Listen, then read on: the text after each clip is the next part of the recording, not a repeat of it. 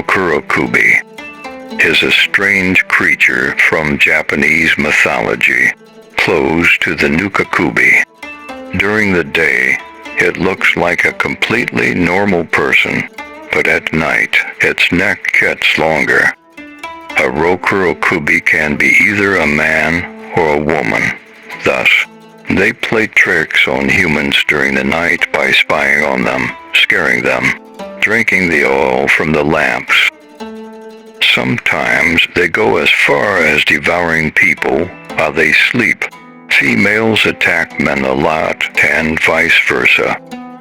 However, Rokurokubi sometimes take a liking to their life and have the desire to become human.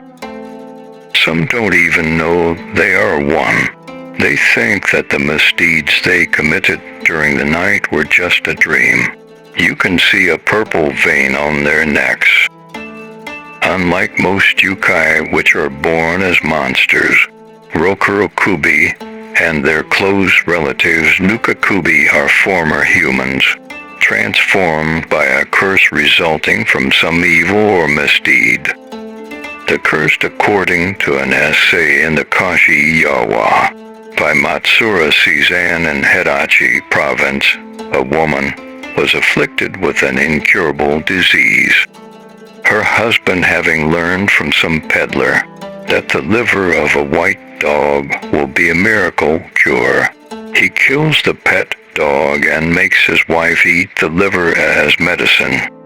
She regains her health, but the baby girl born afterwards becomes a Rokurokubi. Then, when the head came out and flew into the air, the white dog appeared somewhere, bit the head, and killed it. In many cases, their husbands or fathers actually committed the sin. By some cruel twist of fate, the men escape punishment, and the women receive the curse instead. In any case, the Rokurokubi curse only affects women. According to legends, a lord noticed that the oil in his lamps was vanishing at an alarming rate, and suspected one of his servant girls might be a Rokurokubi. He decided to spy upon the girl. After she had fallen asleep, he crept into her room and watched over her. Soon he noticed vapors and ectoplasm forming around her chest and neck. A little while later, the servant girl rolled over in her sleep.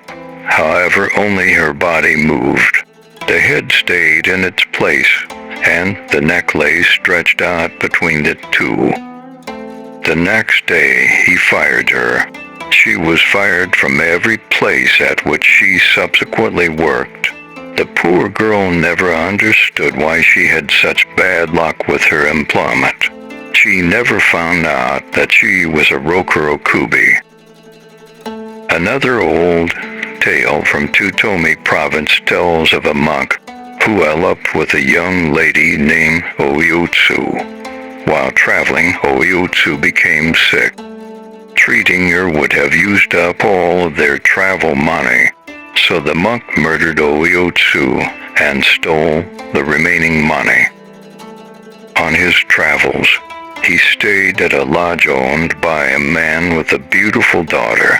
The wicked monk shared a bed with the landlord's daughter, and during the night her neck stretched and her face changed into that of Oyotsu. She angrily accused him of murdering her.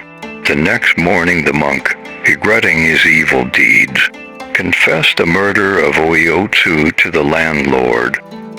The monk also told the landlord what he had seen the night before. The landlord confessed that he, too, had murdered his wife for her money. He used the money to build his lodge, and as a punishment his own daughter was transformed into a Rokurokubi afterwards. The monk rejoined his temple, built a grave for Oyotsu, and prayed for her soul every day. What happened to the landlord's daughter is never mentioned. In some accounts, Rokurokubi are not a yokai, but rather people who have an affliction that affects the body. For example, the Edo period author Ben Koke in his work Kanden Kohitsu told a tale of a geisha at the Yoshiwara brothel whose neck would elongate in her sleep. It stated that her neck stretched due to her heart becoming unsteady. The popularity of Rokurokubi is evident in some Japanese anime and manga media. Even movies about Rokurokubi was adapted.